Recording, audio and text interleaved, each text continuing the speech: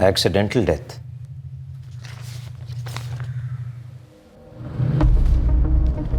मुझे नहीं लगता ये एक्सीडेंटल डेथ का केस है। मने, तुमने इस दीपा केसवानी का स्टेटमेंट पढ़ा? हाँ सर, पढ़ा है। दीपा ने दोनों हॉस्पिटल में अलग अलग स्टेटमेंट्स दिए हैं। तपस हॉस्पिटल से डॉक्टर कपिल रत्नानी बोल रहा हूँ। हाँ बोलिए। हमारे यहाँ एक एक्सीडेंट केस आया है। पेशेंट काफ़ी क्रिटिकल है। हमारे डॉक्टर्स उसे ऑपरेट कर रहे हैं, सोचा आपको इन्फॉर्म कर दूं। दीपा ने कहा वो घर पर फिसल कर गिरा था। हाँ सर, स्टेटमेंट में ये कहा है। जैसे वो घर के अंदर आए वहीं फिसल कर गिर गए। दरवाजा आपने खोला था? जी नहीं, उनके पास अपनी चाबी थी, उन्होंने उससे दरवाज़ा खोला। मैं बेडरूम में थी। तकरीबन कितने बजे थे? 10 साढ़े 10 के आसपास। अंकित, तुम आ गए क्या? अंकित,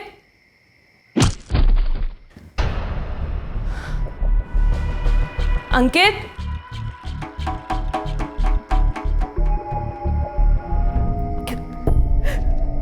हेलो सूरज। क्या हुआ दीपा? सूरज प्लीज तुम जल्दी आ जाओ। अंकित फिसल के गिर गया है, उसके सर पे बहुत चोट आई है। प्लीज तुम जल्दी आ जाओ। सर मैं तुरंत वहां पहुंचा। देखा अंकित को बहुत चोट आई थी, मैंने ऑटो बुलाया।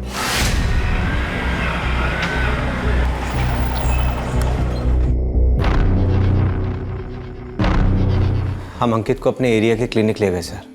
डॉक्टर ने कहा बहुत गहरी चोट है, एडमिट करना पड़ेगा। मैं एक एम्बुलेंस ड्राइवर को जानता हूँ, दोस्त है। भाई फोन करो ना उसको। हाँ।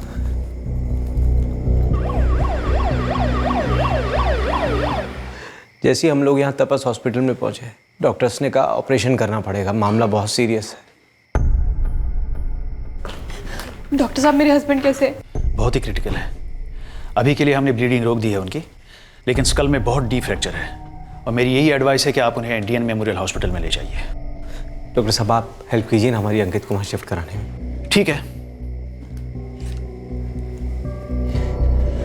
3 दिन बाद 8 जून 2015 को दीपा केसवानी का पति अंकित केसवानी चल बसा। यह माना जा रहा था कि घर में दाखिल होते ही फिसल कर गिरने से जो उसके सर पर चोट आई, अंकित उसका शिकार हुआ और उसे बचाया नहीं जा सका। लेकिन पुलिस को शक था कि अंकित एक्सीडेंट का शिकार नहीं बल्कि किसी शिकारी की साजिश का निशाना बना था। यह एक एक्सीडेंट नहीं, मर्डर था। अजीब बात है सर, एक तरफ दीपा ये कहती है कि अंकित घर पे फिसला था और दूसरी तरफ वो कहती है कि वो गोमती चौक के पास गिरा था। क्या ये महज एक मिस्टेक है या कोई कवर अप? पता नहीं क्यों माने, मुझे ऐसा लग रहा है इस केस में अंकित केसवानी नहीं बल्कि किसी की नीयत, किसी की इंसानियत फिसली।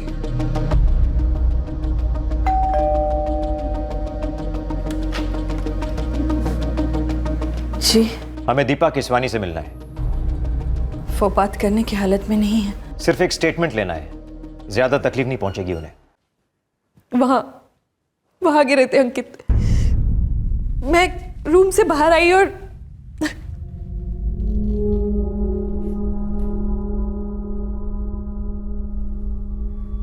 खून के सारे धब्बे आपने बड़ी बारीकी से मिटाए होंगे, क्यों?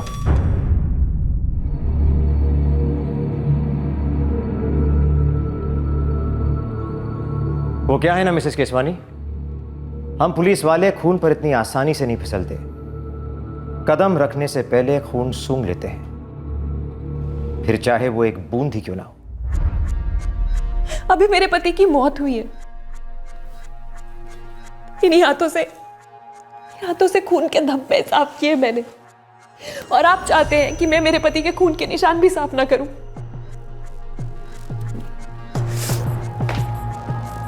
सफाई तो बहुत हुई है, इस घर में सारा खून मिटा दिया और गोमती चौक में सारे धब्बे मिटा दिए। कहां? डीएन मेमोरियल हॉस्पिटल में दिए गए स्टेटमेंट में आपने तो कहा था आपके हस्बैंड अंकित केसवानी गोमती चौक में फिसल कर गिरे थे। मेरे पति गोमती चौक में फिसल कर गिर गए, उन्हें बहुत गहरी चोट आई है। मैम एक सेकंड का सवाल है। विरार पुलिस ने केस दर्ज कर लिया है एक्सीडेंट का, आप प्लीज उनको जल्दी से एडमिट कर लीजिए। मैं हमारे रेसिडेंट डॉक्टर ऑन कॉल को इन्फॉर्म कर देती हूँ। आप मुझे तपस हॉस्पिटल के पेपर्स दे दीजिए प्लीज। मैंने गोमती चौक कहा, शायद हड़बड़ाहट में कह दिया होगा, पर अंकित यहीं गिरे थे। शायद जल्दबाजी में मुंह से निकल गया होगा। जल्दबाजी किसी से भी हो सकती है, खुद को देख लीजिए। आपके हस्बैंड की मौत डीएन मेमोरियल हॉस्पिटल में हुई थी। आपका घर यहां विरार में है, मगर देखिए जल्दबाजी में आप उनकी बॉडी यहां लाना भूल गई।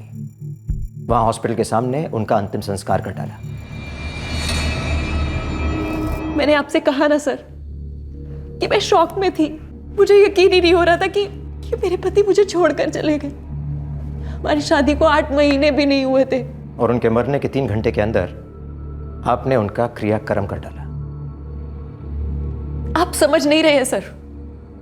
अंकित की मम्मी यानी कि मेरी सासू माँ, उनकी डेथ 31 मई को हुई थी, जिन्हें मरे हुए 10 दिन भी नहीं हुए थे। अगर हम अंकित की बॉडी को घर ले आते, सूतक लग जाता। समझे आप?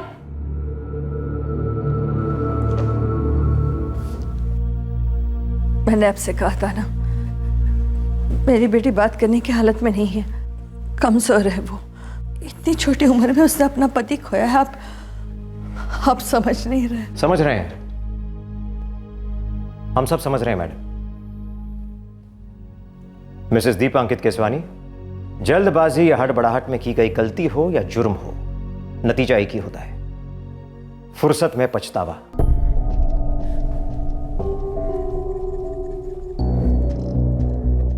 सर मैं तो वहां से तभी चला गया था जब दीपा की मदर कविता आंटी और दीपा का भाई चेतन वहां पहुंचे।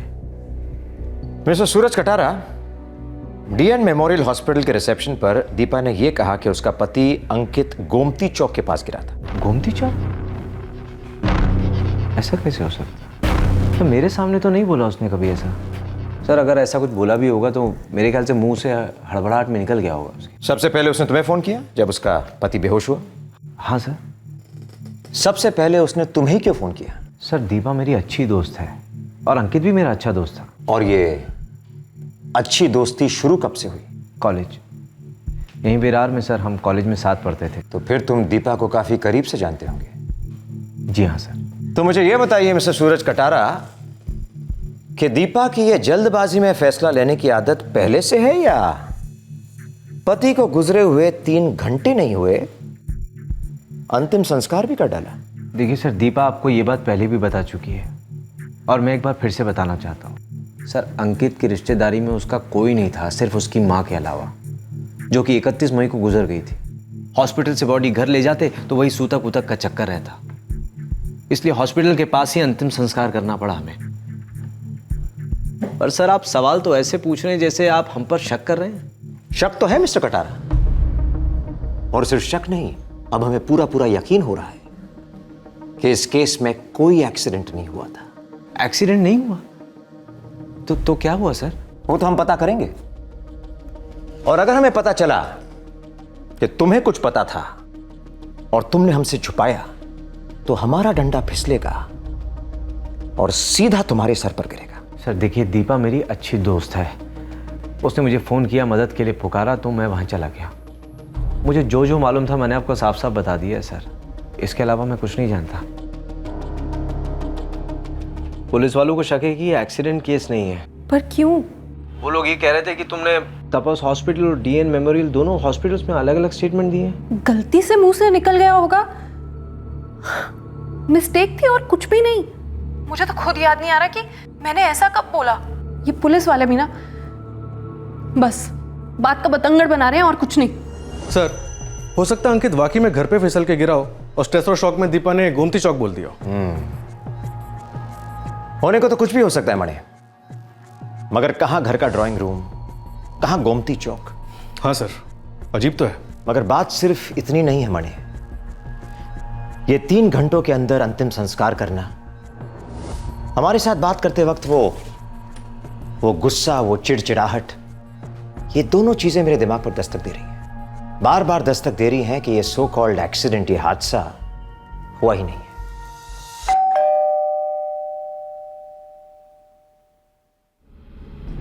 हाँ मुकेश। बलदेव पाजी, वो बंदा अंकित टपक गया है। हाँ सुना, एक्सीडेंट केस दर्ज हो गया, तो फिर कोई टेंशन नहीं। ठीक है, लेकिन फिर भी मैं निकल ले रहा हूँ अपनी सेफ्टी के लिए। अब आप देख लेना क्या करना क्या नहीं। ठीक है, निकल।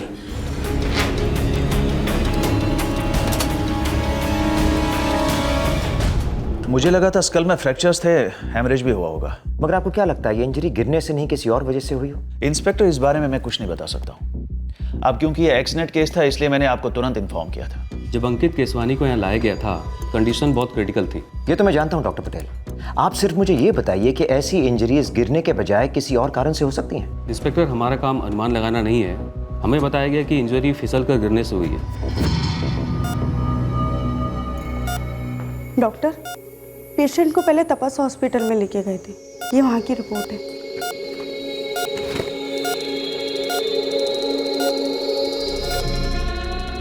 स्कल में काफ़ी फ्रैक्चर है। काफ़ी गहरा कंकशन भी है। 3 दिन बाद ही हेमोरेज की वजह से पेशेंट की डेथ हुई। डॉक्टर पटेल, मुझे शक है कि ये इंजरी फिसलकर गिरने से नहीं हुई है, जैसे कि पेशेंट की बीवी ने बताया। आई एम सॉरी इंस्पेक्टर, मैं आपके शक को सही साबित कर सकता हूँ ना गलत। सर, माने दीपा, सूरज दोनों के फोन रिकॉर्ड्स निकलवाओ और अंकित के भी। इनफैक्ट अंकित के बारे में मैं हर छोटी सी छोटी डिटेल जानना चाहता हूँ। वो कौन था, क्या करता था, सब कुछ। सर, अगर पोस्टमार्टम हुआ होता तो हमारे पास ठोस सबूत होता कि एक्सीडेंट था या कुछ और। पोस्टमार्टम तो उन्होंने होने नहीं दिया मने। मौत के 3 घंटे बाद सीधा क्रिमेशन। अब इस सारे मामले का पोस्टमार्टम हम करें। मम्मी, मैं मैनेज कर लूँगी। मेरी देखभाल वगैरह की कोई ज़रूरत नहीं है। तुम प्लीज़ लौट जाओ। कैसी बातें कर रही है तू? यहाँ अकेले रह के क्या करेगी? कुछ दिन हमारे साथ रह ले, अच्छा लगेगा। मैं कुछ दिन अकेले रहना चाहती हूँ।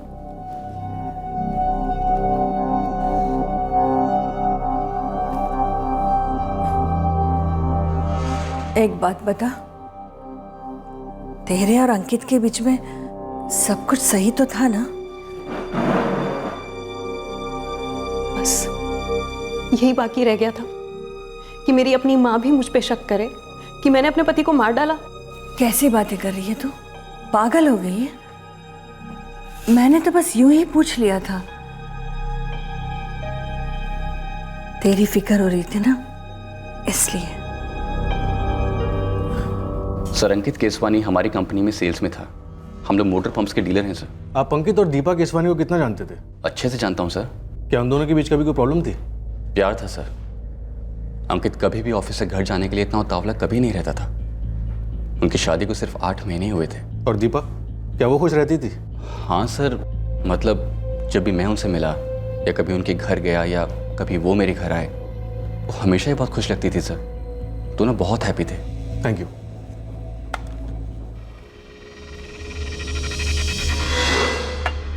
तुझे पता भी है क्या बोल रहा है तू? और वो भी किसके बारे में? तो तुझे क्या लगता है अंकित कि मुझे ये सब कहने में बहुत अच्छा लग रहा है? और अगर फिर भी मैं कह रहा हूँ तो जाहिर सी बात है ना कि मैं जानता हूँ कि मैं किसके बारे में क्या कह रहा हूँ। दोस्त है ना, तो इसीलिए बता रहा हूँ। सर, दीपा, अंकित और सूरज तीनों के फोन रिकॉर्ड चेक किए, लेकिन कुछ भी अटपटा नहीं मिल रहा। माने ये देखो, 5 जून की रात को 9:30 बजे दीपा केसवानी को एक फोन आया था और उसके हिसाब से उसी रात को 10:30 बजे उसका पति घर आकर फिसला था। ये 9:30 बजे वाला कौन? हाँ सर, ये नंबर 44456758 वाशिका लैंडलाइन है। सर, पीसीओ के मालिक से मेरी बात हुई। एज यूजुअल सर, कॉल किसने किया उसे याद नहीं। और दीपा केसवानी का क्या कहना है? किसका कॉल था? सर, वो कह रही थी कि रॉन्ग नंबर था।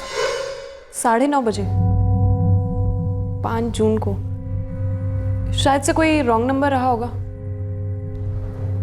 हाँ, याद आया, रॉन्ग नंबर ही था। श्योर दीपा जी? आप लोग इंसान को मशीन समझते हो क्या? उस रात मेरे पति बहुत बुरी तरह से जख्मी हुए। 3 दिन के बाद उनकी डेथ हो गई और आप चाहते हैं कि मैं कोई टुच्चा सा रॉन्ग नंबर याद रखूं? मुझे तो ये समझ में नहीं आ रहा कि मुझे हैरेस क्यों किया जा रहा है। कुछ ज्यादा जल्दी ही चिढ़ जाती हैं ये मिसेज दीपा केसवानी। कोई तो वजह होगी इस चिड़चिड़ाहट की। जी सर। सर, मैंने सूरज के फोन रिकॉर्ड्स भी चेक किए थे। दीपा ने 10:35 पर उसे फोन किया था। दीपा और सूरज ने खुद ही कहा है। हेलो सूरज। क्या हुआ दीपा? सर, पता नहीं क्यों इन फोन रिकॉर्ड्स में और हमारी इन्वेस्टिगेशन के एंगल में मुझे कोई मतलब नहीं लग रहा। और मुझे कुछ और ही मतलब लग रहा है मणि। देखो मणि, हम तुम्हारी फीलिंग्स के साथ चल सकते हैं और केस क्लोज कर सकते हैं, या फिर मेरी फीलिंग्स के साथ चलें तो शायद कुछ निकल सकता है, और नहीं भी निकला तो हमने कुछ नया सीख लिया होगा इंसानों इन्वेस्टिगेशन दोनों के बारे में। बिल्कुल सर। मणे, इस सूरज का पूरा बैकग्राउंड निकलवाओ। वो और दीपा कॉलेज के दोस्त थे, और उस ऑटो रिक्शा वाले को ट्रेस करो जिसने सूरज दीपा की मदद की थी अंकित केसवानी को लोकल क्लिनिक तक पहुंचाने। सर। साहब, सूरज कटारी की पूरी हिस्ट्री कल तक आपके हथेली में होगी साहब। लेकिन ये ऑटो वाला। हाँ, वो ऑटो वाला जो उस रात उन्हें क्लिनिक में लेकर गया था। साहब, अब बोले तो विरार में कितने सारे ऑटो चलते हैं ना। हाँ, तो तेरा दिमाग भी कौन सा किसी ऑटो से कम चलता है गोविंद, इसीलिए काम तुझे दे रहा हूँ। आपने चने के झाड़ पे चढ़ा ही दिया है तो आपकी हथेली में मूंगफली थोड़े ना रखूंगा। पुलिस दीपा केसवानी के पीछे हाथ धोकर पड़ गई क्योंकि उनके शक की बुनियाद काफी मजबूत थी। 2 स्टेटमेंट्स में एक्सीडेंट के अलग अलग ठिकाने बताए गए और लाश का क्रियाक्रम कुछ ज्यादा ही जल्दबाजी में किया गया, लेकिन पुलिस के हाथ कोई ऐसा ठोस सबूत नहीं लग रहा था जिसकी वजह से उनका शक यकीन में बदल जाता। लेकिन जैसे जैसे इन्वेस्टिगेशन आगे बढ़ती जा रही थी वैसे वैसे पीछे हुए किस्से और वारदातों की कड़ियां एक दूसरे के साथ जुड़ना शुरू हो गई थी। हमारा शक गहरा होता जा रहा है सूरज कि अंकित केसवानी को गिरकर चोट नहीं आई बल्कि कातिलाना वार किया गया उस पर, और हमें लगता है कि वार तुमने किया। नहीं सर, ये बात सच नहीं है। मैंने अंकित पे कोई वार नहीं किया। ठीक है, करवाया किसी से। तुमने और दीपा ने मिलकर सुपारी दी किसी को? आखिर साजिश क्या है, बताओ हमें। सर, कोई साजिश नहीं है। जो मैंने आपसे पहले कहा था वही बात है। सर, दीपा मेरी एक अच्छी दोस्त है तो उसने मुझे फ़ोन किया। उसने बताया कि अंकित घर में फिसलकर गिर गया है, उसको बहुत चोट लगी है, उसके सिर से खून निकल रहा है, तो प्लीज़ जल्दी आ जाओ। तो मैं चला गया सर। यही सच है सर। कॉलेज की फ्रेंडशिप है तुम दोनों की। ये बात मैं आपको पहले भी बता चुका हूँ सर। मगर ये नहीं बताया कि तुम दोनों सिर्फ दोस्त नहीं थे, अच्छा खासा अफेयर था तुम्हारा। तुम दीपा के साथ शादी करना चाहते थे ना? रिक्शा वाले पे स्पॉट लगाया हुआ है साहब, जल्दी आएगा वो अपने रडार में। लेकिन सूरज कटारे अपने रडार में फंस चुका है साहब, और आपके लिए खुशखबरी भी है। हाँ, तो बता ना। साहब, वो कंप्यूटर का प्रोग्राम विग्राम होता है ना, उसका सेल्समैन है ये सूरज कटारे, और इधर ही विरार में उसके बापू का एक हार्डवेयर की दुकान है, और इसका बड़ा भाई हाट बताता है उसके बापू को। खुशखबरी क्या है? खुशखबरी ये है सर जी कि सूरज और दीपा का सॉलिड कहानी था इस कॉलेज में। फिर दीपा की शादी हुई अंकित से? वो तो बाद में हुई सर जी। पहले सूरज की शादी हुई चट शादी पट्टलाल, बाद में दीपा की शादी हुई उस अंकित केसवानी के साथ 8 महीने पहले। ये दीपा और सूरज का अफेयर क्यों टूटा था, और सूरज की शादी क्यों टूटी थी? अब साहब, मोटा मोटा जो पता चला वो आपके सामने ताज़ा ताज़ा पेश कर दिया। तूने वाकई में बहुत बड़ी खुशखबरी दी है गोविंद। आगे की स्टोरी ये सूरज ही सुनाएगा हमें। दीपा और तुम गर्लफ्रेंड बॉयफ्रेंड थे, फिर तुम्हारी शादी हो गई, वो शादी टूट गई, फिर दीपा की शादी अंकित से हुई। अब अंकित इस दुनिया में है ही नहीं, तुम दोनों फिर से सिंगल एक दूसरे के लिए। क्यों? सर, मैं दीपा से प्यार करता था, शादी करना चाहता था उससे, लेकिन उस रिश्ते को मैंने तोड़ दिया था, किसी और से शादी कर ली थी। फिर हमारा डाइवोर्स हो गया। डाइवोर्स होने के बाद मैं दीपा से फिर से मिला। कंचन, तुम्हारी एक्स वाइफ, सेपरेशन से पहले एक केस दर्ज किया था तुम्हारे खिलाफ उसने, डोमेस्टिक वायलेंस का, जीके रोड पुलिस स्टेशन में। पीटते थे तुम अपनी वाइफ को? सर, मैंने आज तक हाथ नहीं उठाया था उस पर। हाँ, झगड़े जरूर होते थे हमारे बीच। झगड़े क्यों होते थे? मेरी माँ सर, मेरी माँ ही मेरे लिए सब कुछ है, लेकिन वो मेरी माँ के साथ बदसलूकी करती थी सर, इसलिए हम दोनों ने घर छोड़ दिया था। माँ और पापा के बीच में डाइवोर्स हो चुका था, तो बड़े भैया पवन पापा के साथ रहते थे और मैं माँ के साथ। सर, कंचन ने हर वक्त मेरी माँ की इंसल्ट की है, उसके बावजूद भी गुस्से में आकर भी मैंने कभी भी उस पर हाथ नहीं उठाया। ये सब उसने केस वेस दर्ज किया है ना, ये सिर्फ मुझे तकलीफ देने के लिए, और कुछ नहीं। कंचन से अलग होने के तुरंत बाद तुम दीपा से दोबारा मिले? हाँ सर, मैं और माँ मीरा रोड रहते थे। डाइवोर्स होने के बाद विरार में मेरी नौकरी लग गई थी, तो मुझे विरार शिफ्ट होना पड़ा। माँ अभी भी मीरा रोड में रहती हैं, लेकिन विरार में मैं दीपा के फिर से कांटेक्ट में आया। सिर्फ कांटेक्ट नहीं सूरज, तुम दोनों का अफेयर शुरू हुआ फिर से, जो अंकित को पता चल गया। रास्ते का कांटा बन गया वो, और उस रास्ते के कांटे को निकालने का ये मर्डर सबसे आसान तरीका लगा तुम दोनों को। क्यों? सर, आप बिल्कुल गलत ट्रैक पे जा रहे हैं। तो सही ट्रैक बताओ मुझे। मैं दीपा से कभी शादी नहीं करता, तभी तो मैंने उससे रिश्ता तोड़ा था। मगर तुम प्यार करते थे ना उसे? हाँ, मैं प्यार करता था उससे। तो ब्रेकअप की वजह क्या थी?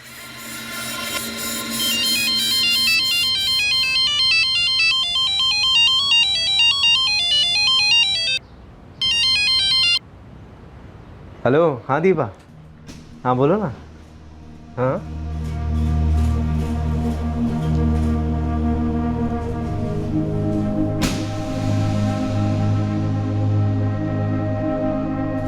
Okay, bye bye. कौन है ये दीपा? फ्रेंड? गर्लफ्रेंड है भैया। फेक तो नहीं रहा ना तू? क्यों भैया, गर्लफ्रेंड होना गुनाह है क्या? नहीं नहीं, बिल्कुल नहीं। यही तो उम्र है टाइम पास की। टाइम पास नहीं है भैया, 2 साल हो गए हम लोगों के अफेयर को। इनफैक्ट उसके कॉलेज खत्म होने के बाद हम लोग शादी का सोच रहे हैं। तेरा दिमाग तो खराब नहीं हो गया ना?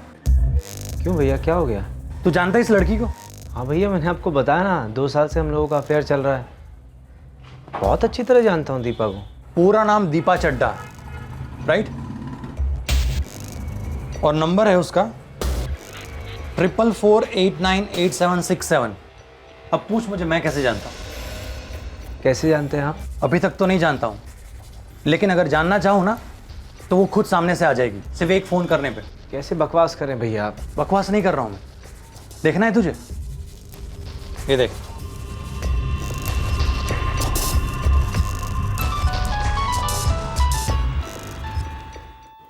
हेलो। हाय, दीपा बोल रही है? या स्पीकिंग। मेरा नाम पवन है और आपका नंबर मुझे हरीश ने दिया था। ओ हाय पवन। हाय दीपा, क्या मिल सकते हैं?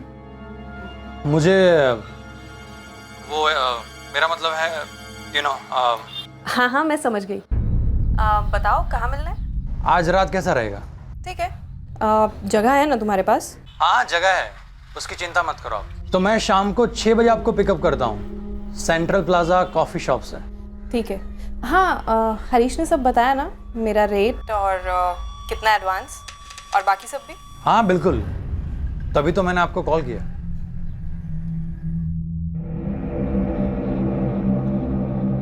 देख भाई, ये तेरी लाइफ है, लेकिन अगर मुझे पता है कि लड़की तेरे लायक नहीं है तो लाल झंडी दिखाना मेरा फर्ज है। बाकी तू देख ले।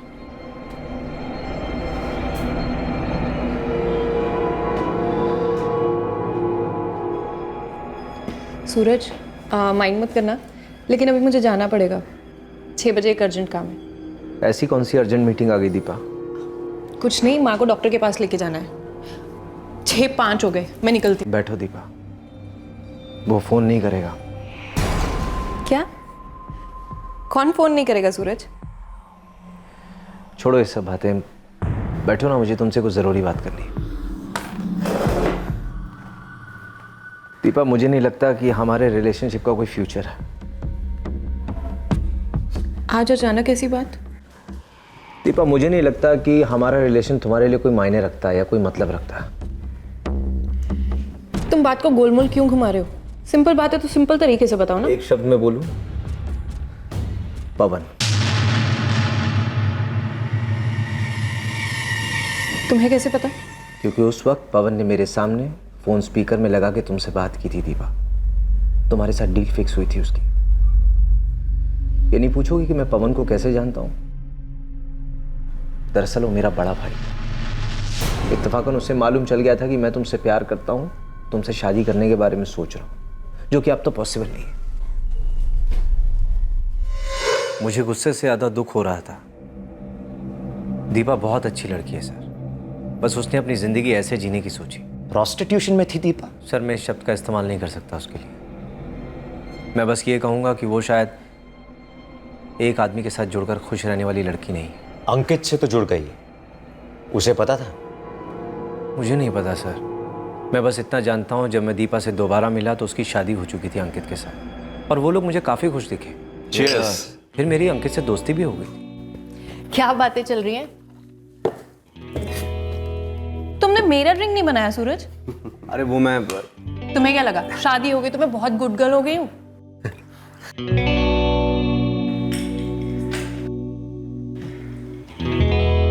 तुम्हें क्या लगता है सूरज, दीपा ने अंकित को मार डाला? नहीं सर, मुझे ऐसा नहीं लगता। वो बेशक अलग मिजाज और अलग तरह से जीने वाली लड़की है, वो अपने में खुश रहती है, लेकिन वो किसी को इस तरह का नुकसान नहीं पहुंचा सकती। हो सकता है अंकित को दीपा के अतीत के बारे में पता चल गया हो, दोनों के बीच में झगड़ा हुआ हो, और गलती से दीपा के हाथों अंकित का मर्डर हो गया। मुझे चांस कम लग रहा है सर, फिर भी मैं ये बात दावे से नहीं कह सकता।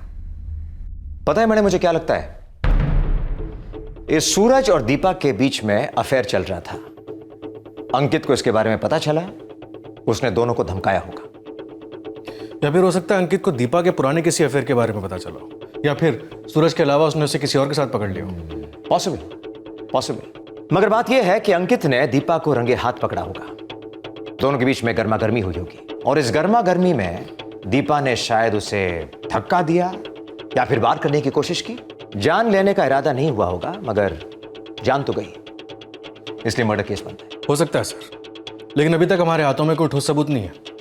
इस वक्त नहीं है, मगर इसका मतलब यह नहीं कि सबूत है ही नहीं। मने सबूत है, सबूत है। इसी माहौल में किसी पर्दे के पीछे यह सबूत हमारा इंतजार कर रहा है, जो सारे झूठ को बेनकाब करेगा। मने उस ऑटो ड्राइवर के बारे में कुछ पता चला? अभी तक तो नहीं सर, लेकिन विरार के सारे ऑटो ड्राइवर्स की स्कैनिंग चल रही है।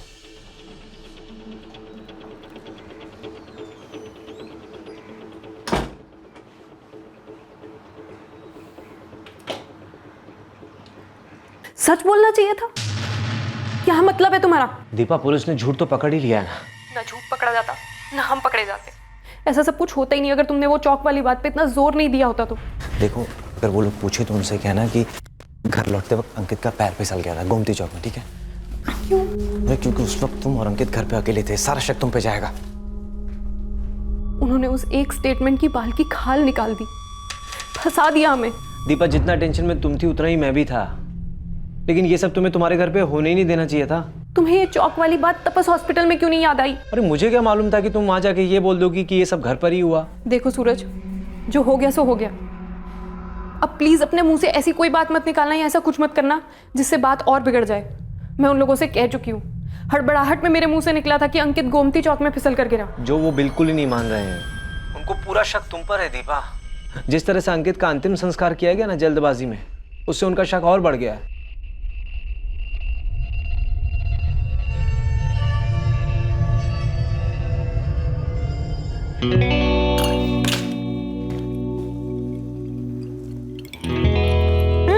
साढ़े 9 बज गए, मेरे सीरियल का टाइम हो गया, मैं जा रही हूँ अंदर।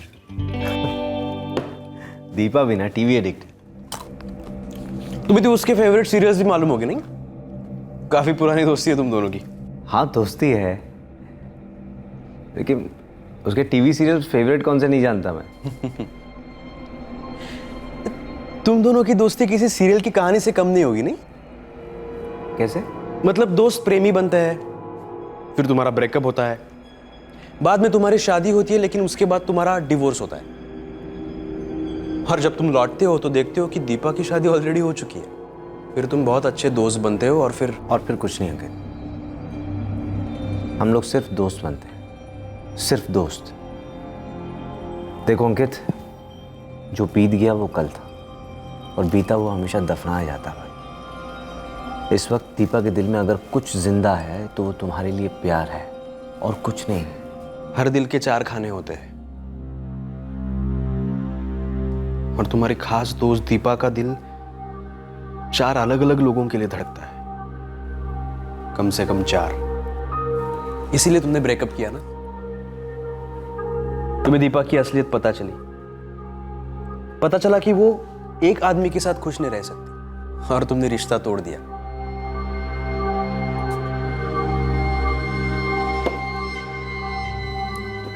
देख सूरज, मैं ये सब बात जानता हूं, लेकिन इस सब के बावजूद मैं उससे बहुत प्यार करता हूं।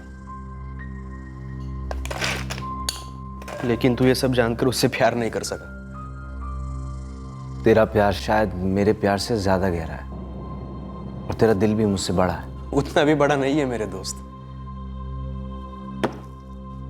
कई बार दिल की बात जुबान पर दम तोड़ती है, जी करता है उसे सब बोल दूं, तू जो कर रही है वो सही नहीं गलत है।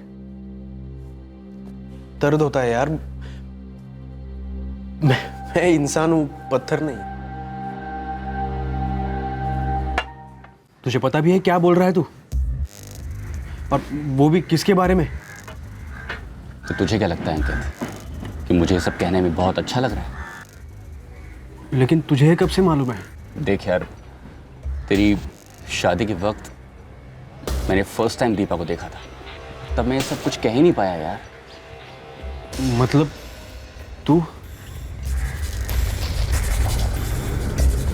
तेरी शादी से कुछ ही दिनों पहले मैं तेरी बीवी के साथ गया था एक होटल रूम में, लेकिन मुझे लगा कि वो उसका अतीत है यार, शायद वो बदल गई होगी, शादी के बाद अपनी एक नई जिंदगी शुरू करने वाली है, लेकिन क्या? लेकिन वो नहीं बदली है यार। अंकित, दीपा आज भी होटल रूम्स में जाती है और घंटों के हिसाब से चार्ज करती है। बस जब मेरा कलीग अजय कोहली मुझे सब बता रहा था तब मैं कुछ ज्यादा शॉक नहीं हुआ,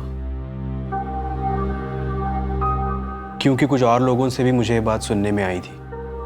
अच्छा, दीपा जानती है कि तुम उसके बारे में सब जानते हो? देखो, मैं नहीं चाहता कि वो कभी जाने कि ये बात मुझे मालूम है। प्यार करता हूं यार उससे,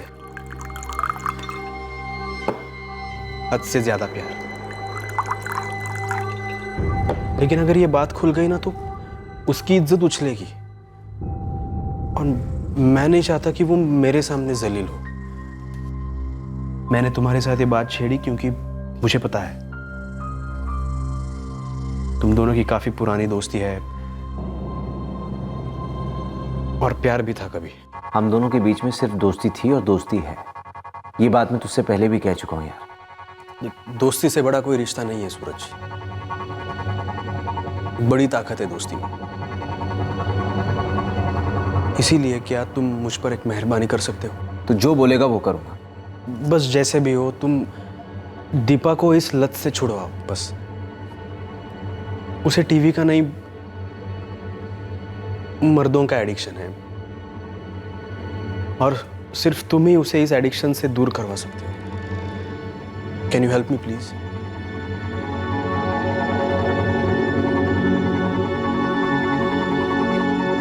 जिंदगियों में भूचाल आ गया था। अंकित, सूरज और दीपा तीनों के पैरों तले जमीन खिसक रही थी। अतीत का दर्दनाक अंधेरा, वर्तमान का कड़वा सच और आने वाले दिनों की धुंधली संभावनाएं। इन तीनों मझधारों के बीच एक ही नाव में सवार ये तीन मुसाफिर एक दूसरे से आंख नहीं मिला रहे थे, सच से कतरा रहे थे। क्या इन तीनों की कश्मकश के बीच कोई एक्सीडेंट हुआ था? क्या एक ऐसा एक्सीडेंट हुआ था जिसे पुलिस अब मर्डर मानकर चल रही थी? आखिरकार इस केस की हकीकत पर इन्वेस्टिगेशन ने कील ठोकी थी।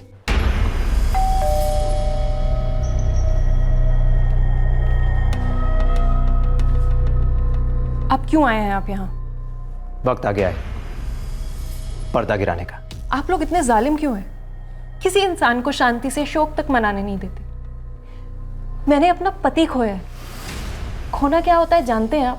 जानते हैं हम, खोना जानते हैं, पाना जानते हैं, और किसी को जानबूझकर दूर भेजना भी जानते हैं, इतनी दूर कि वो वापस लौटकर आ ही ना पाए।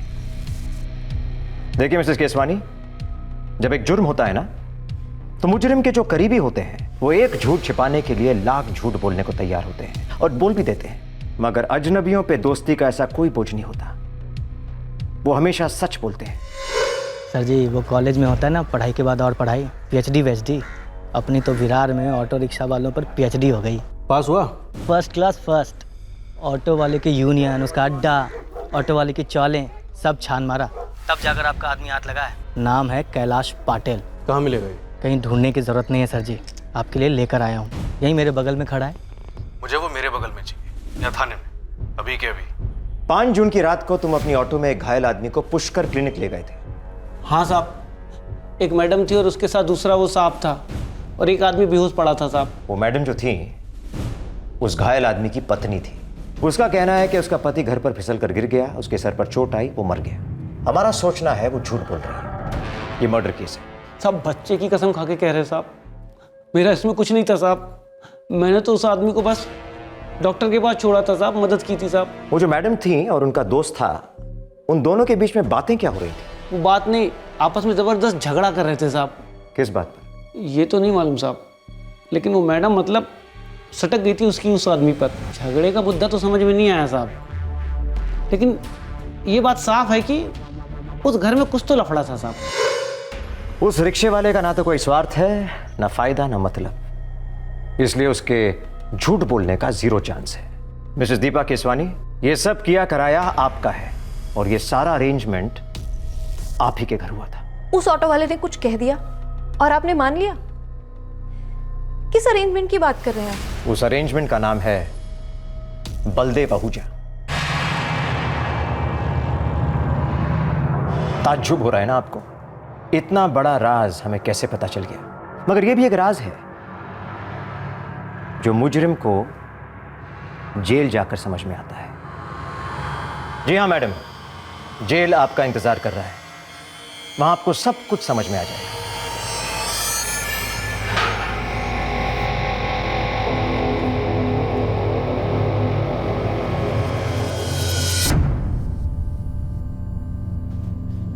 आइए मिसेस केसवानी, बैठिए।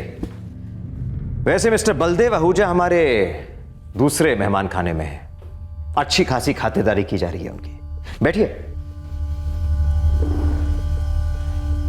एक राज की बात खोलूं आप दोनों से। वैसे इस केस की सारी कड़ियां हमने तकरीबन पहले ही जोड़ ली थी, बस एक कड़ी बाकी थी आपकी। थोड़ा मुश्किल पड़ रहा था क्योंकि आप शुरुआत से ही अबला होने की एक्टिंग कर रही थी, मासूम बनने के दावे कर रही थी। मगर सच ये है मिसेस केसवानी कि हमने आपके हर दावे पर गिरे पर्दे को ना सिर्फ उठाया है बल्कि उसके चिथड़े उड़ा दिए हैं।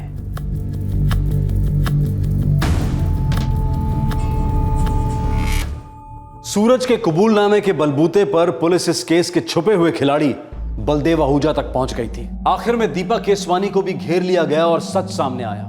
अंकित केसवानी की मौत एक एक्सीडेंट होने के बावजूद भी एक कत्ल था, एक अटैक हुआ था, एक साजिश हुई थी। बलदेव, रात को दूध वाला बैग दरवाजे पर लटकाना मत भूलिएगा। तुम सुबह से 3 बार बोल चुकी हो, मैं चाहूंगी ना तो भी नहीं भुला पाऊंगा। दूध उबाल कर ही फ्रिज में रखना। ओ यार पम्मी, तुम 10 दिन के लिए अपनी मम्मी के यहाँ पे जा रही हो और लेक्चर मेरे को ऐसे दे रही हो जैसे पता नहीं बॉर्डर पे कोई जंग लड़ने जा रही हो। मायके जाके कहीं मेरे को भूल मत जाना। भूल जाती हो तुम, फोन भी नहीं करती हो। ऐश तो तेरी है भाई बलदेव। हाँ मेरी भी ऐश है। वैसे ही बता, भाभी गई कहाँ है? हाँ भाई 10 दिन के लिए मायके गई हुई है। भाई मैं तो ये 10 दिन पूरे मजे करने वाला हूँ। वो तो तेरा फोन आया था तभी पता लग गया था मुझे। अच्छा यार भाई, एक काम है, कोई है क्या आइटम? क्या बोल रहा है बे? समझा कर यार, कोई अच्छी सी कॉल गर्ल एस्कॉर्ट टाइप। यार देख, मेरे को कोई होटल वोटल में तो जाना नहीं है, तो कोई दिला देना यार, मतलब जो घर पे आके तेरे भाई को 5 स्टार ट्रीटमेंट दे दे। ओए बलदेव, तूने मुझे समझ के क्या रखा हुआ है? मेरा वो मतलब थोड़े था मेरे भाई। मैं ये कह रहा हूँ कि तूने कभी अपने घर पे बुलवाया होगा या तेरे किसी फ्रेंड ने, तो कोई तो कॉन्टैक्ट नंबर शंबर होगा ना यार। कितनी अजीब बात है ना। तुम्हारा पति अंकित तुम्हारे बेस्ट फ्रेंड सूरज से रिक्वेस्ट करता है, मैं अपनी बीवी से बहुत प्यार करता हूं, उसे समझाओ जरा, वो गैर मर्दों के साथ न जाए। और तुम्हारा बेस्ट फ्रेंड सूरज क्या करता है? अंकित की मदद करने के बजाय वो तुम्हारी मदद करता है, नए कस्टमर्स ढूंढने के लिए। मतलब भरोसा, इंसानियत, जुबान, इन सब चीजों की कोई अहमियत ही नहीं रही दुनिया में। क्यों सूरज? ए दीपा, बलदेव मेरा दोस्त है यार, स्पेशल फ्रेंड है। लेकिन तुम्हारे स्पेशल फ्रेंड के लिए कोई स्पेशल डिस्काउंट नहीं होगा सूरज। उसको बता देना फुल कैश एडवांस में। पैसे की टेंशन मत ले, एकदम मालदार पार्टी है। एक्चुअली उसकी वाइफ गई हुई है कुछ दिन के लिए घर से बाहर, तो बलदेव साहब थोड़ी सी ऐश करना चाहते हैं। ठीक है, तो उसका नंबर मुझे SMS कर दो। मैं देखती हूँ कि तुम्हारे स्पेशल फ्रेंड को कब और कितनी मस्ती मारनी है। Yes darling, when you come, I ready any time. आज रात फ्री हूँ, लेकिन पूरा एडवांस रहेगा। सूरज ने बताया तो होगा ना? अरे एडवांस की क्या बात कर रही हो डार्लिंग, तू बस आज रात मेरे को खुश कर दे, तेरे को 10 दिन का एडवांस आज ही दे दूंगा। Okay baby. अंकित, मैं आज रात को अपनी फ्रेंड के यहाँ जा रही हूँ। एक्चुअली उसकी थोड़ी क्राइसिस चल रही है। सुबह 7 साढ़े 7 बजे तक आ जाऊंगी। ओके?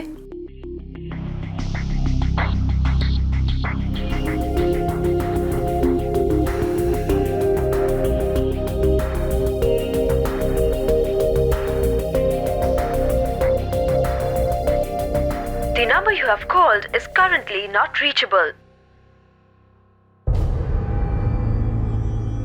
नहीं आई मतलब? नहीं यार, कोई इशू होगा। वैसे बहुत प्रोफेशनल लड़की हो। अबे काहे की प्रोफेशनल पे? 9:30 बजे आने वाली थी, 11:30 बजने वाले हैं। अरे यार मैं ड्रिंक पे ड्रिंक पिए जा रहा हूँ और मैडम ने अपना फ़ोन स्विच ऑफ करके रखा हुआ है। देख यार बलदेव, अब मैं कुछ नहीं कर सकता। मैंने तुम लोगों को मिलवाया, तुम लोगों की बात हुई, अब तुम लोगों के बीच में जो कुछ भी है प्लीज़ यार बलदेव उसमें मुझे इन्वॉल्व मत कर। तो अब सारी रात अकेले कैसे घसीटूं?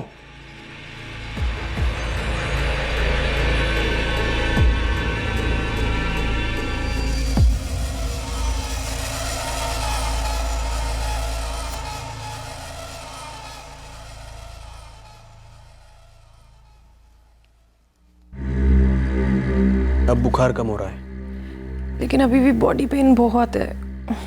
3 पेन किलर्स ले चुकी हूँ। तुम आज रात आराम करो ना, आज कहीं मत जाओ। मैं भी यही सोच रही थी।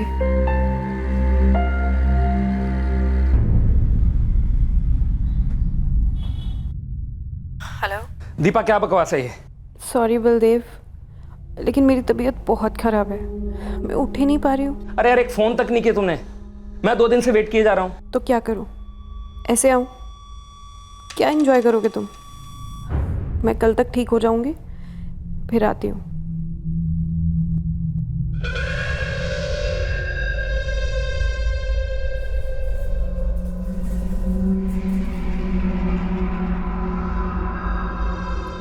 अरे यार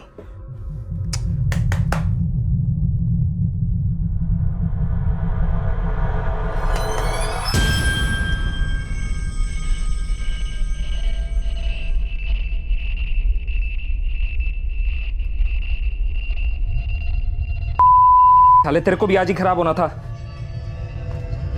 नहीं चलते।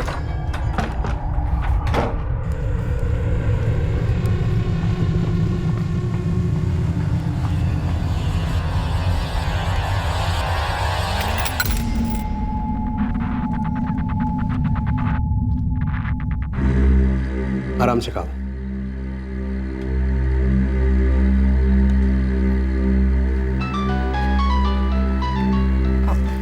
तुम मत उठो, मैं देखता हूँ। नहीं, तुम खाना खाओ, खाना मत छोड़ो, मैं देखती हूँ।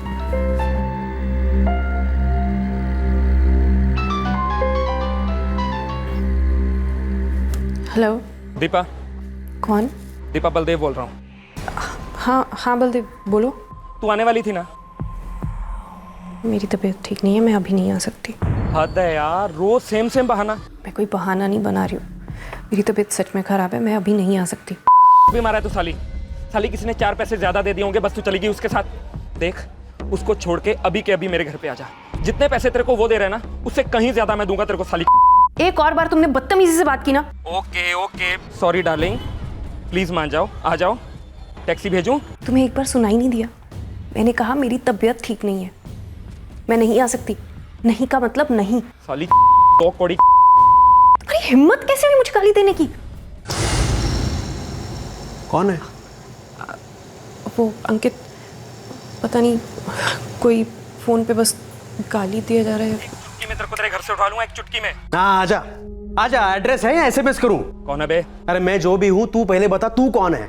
बड़ा उठवाएगा नाम है, चल बोल कहाँ मिलना है, सामने आ चल। औकात में रह तू, अपने बाप से बात कर रहे तू। अरे सामने तो आ, जो भी है तू, और तू अपनी औकात में रहे। सुन सुन, अगर दांत तोड़ के हाथ में नहीं दिया ना तो मेरा नाम भी अंकित नहीं। ओ अंकित फंकित जो भी तेरा नाम है, हंसा मत मुझे और चुप करके दीपा से बात करवा। ए सुन, अगर दोबारा यहाँ पे फोन किया ना तो ढूंढ कर वहीं गाड़ दूंगा जिंदा।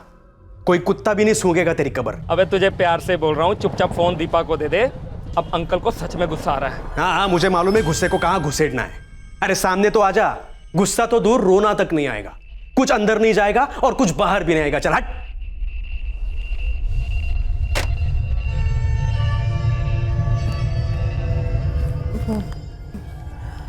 मैं नहीं जानती कौन था। पर उसको मालूम है अब मैं कौन हूं।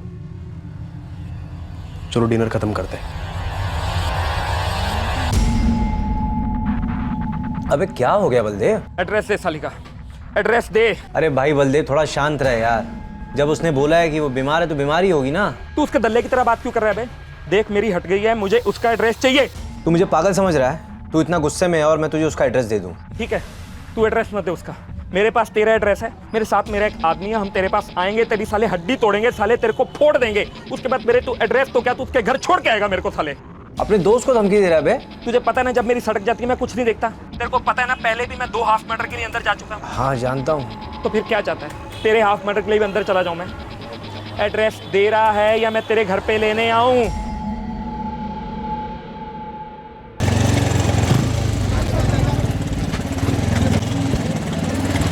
रॉड लिया सीट के नीचे, चल विरार निकाल।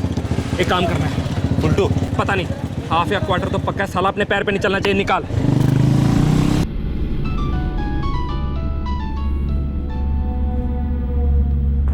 हेलो दीपा, तेरा बलदेव से कोई झगड़ा हुआ क्या? सूरज, वो तुम्हारा दोस्त ना एकदम घटिया है, 3rd क्लास सड़क छाप। उसको समझ में नहीं आता कि मेरी तबीयत खराब है, मैं नहीं आ सकती। फोन पे फोन किए जा रहे हैं। दीपा, उसने मुझे धमका कर ना तेरा एड्रेस ले लिया। सूरज, तुम्हारा दिमाग तो खराब नहीं हो गया? तुमने उसको मेरा एड्रेस दे दिया? यार मैं क्या करता, मुझे जान से मारने की धमकी दे रहा था वो। और तुमने मेरी जान खतरे में डाल दी। तुम्हारा दिमाग खराब हो गया। तुम मेरा एड्रेस कैसे दे सकते हो उसे? तुम्हें पता है अंकित घर पे है और उसकी लड़ाई अभी अंकित से हुई है। मैंने कहा था कोई रॉन्ग नंबर है। मैं डर गया था यार। तुम्हें ये नहीं करना चाहिए था। तुम नहीं जानते हम लोग बहुत बड़ी मुसीबत में फंस गए हैं। तू देख लेना यार, हैंडल कर दे।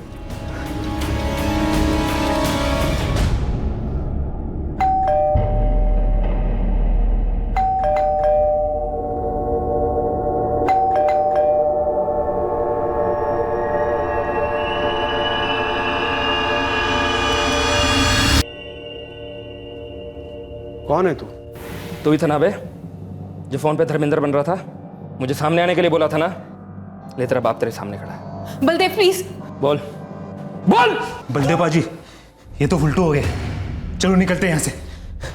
चलो चलो चल निकल। 70% सच हमें सूरज ने बताया, बाकी बलदेव आहूजा ने।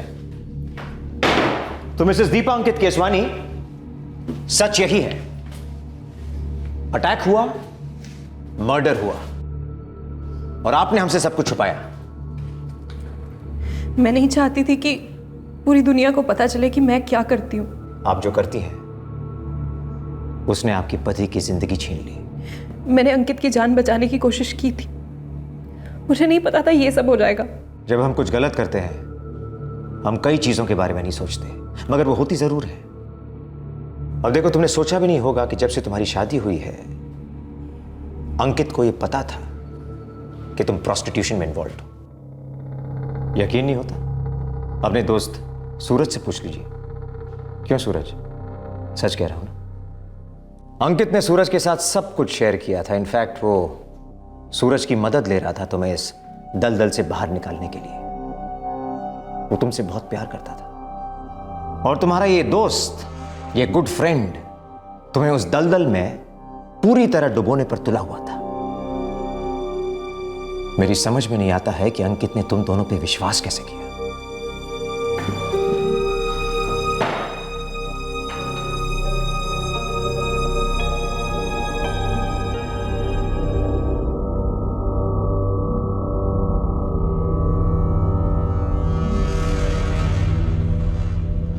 एक बात कहूं, मैं सालों से जानती थी कि तुम अलग अलग मर्दों के साथ घूमती हो। सोचा तुम्हारी फितरत होगी। क्या अच्छा क्या बुरा, तुम बस ऐसे ही हो। पर ये मैंने सपने में भी नहीं सोचा था कि तुम पैसों के लिए अपना जिस्म बेचोगी। मम्मी प्लीज, मैं पहले ही बहुत जलील हो चुकी हूँ, मेहरबानी करके तुम मत शुरू हो जाओ। मैं भी कम जलील नहीं हुई हूँ बेटा। एक बात याद रखना, बच्चे या माँ बाप जो कुछ भी करते हैं उसका असर एक दूसरे पर होता है। तुम्हारी गलती से आज एक मासूम की जिंदगी हमेशा हमेशा के लिए खत्म हो गई। एक ऐसा मासूम जो तुमसे बेहद प्यार करता था, तुम्हारे बारे में सब कुछ जानते हुए तुमसे प्यार करता। वो सब गलती से हुआ, एक एक्सीडेंट था। मैंने कभी किसी का बुरा नहीं चाहा, और अंकित के साथ ऐसा हो ये तो मैंने कभी नहीं चाहा। मैं सिर्फ अपनी जिंदगी अपने तरीके से जीना चाहती थी। मैंने कभी सपने में भी नहीं सोचा था कि ऐसा कुछ हो जाएगा।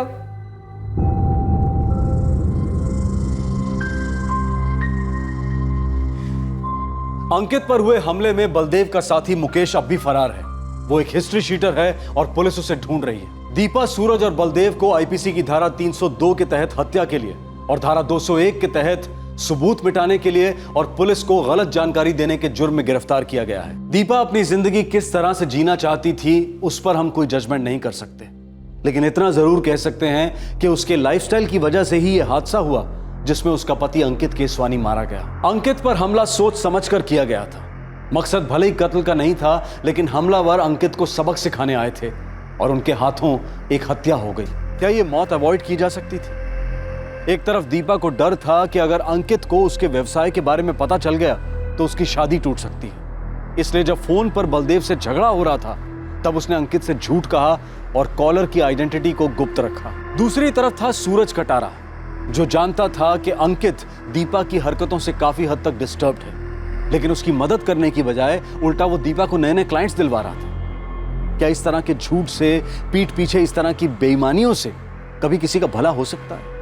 जवाब है बिल्कुल नहीं। दीपा अपने देह व्यापार की सच्चाई को अपने परिवार वालों से, समाज से छुपा कर रखना चाहती थी, इसलिए वो एक हादसे को छुपा रही थी, एक कत्ल को एक्सीडेंट का रूप देने की कोशिश कर रही थी। लेकिन जुर्म छुपाए नहीं छुपता, जितना छुपाने की कोशिश करो उतना ही ज्यादा उभर कर सामने आ जाता है। पुलिस को इस केस की शुरुआत में ही दाल में कुछ काला नजर आ गया था और उन्होंने दाल के गलने तक इसका पीछा नहीं छोड़ा। इस केस को अंजाम तक ले जाया गया। किसी समझदार व्यक्ति ने कहा है कि अगर सच बोलो तो कुछ भी याद नहीं रखना पड़ता, लेकिन एक झूठ बोलने से काफी लंबे अरसे तक कई और झूठ बोलने पड़ते हैं, लेकिन फिर भी झूठ पकड़ा ही जाता है। आपसे फिर मुलाकात होगी क्राइम पेट्रोल सतर्क में एक और नए केस के साथ। तब तक अपना ख्याल रखें, सुरक्षित रहें और याद रखें, झूठ बेवजह दलील देता है, सच खुद अपना वकील होता है। सही वक्त, सही कदम, सतर्क रहें। जय हिंद। क्राइम पेट्रोल के और भी दिलचस्प कहानी देखने के लिए हमारे चैनल को सब्सक्राइब करें और बेल आइकॉन दबाना न भूलें।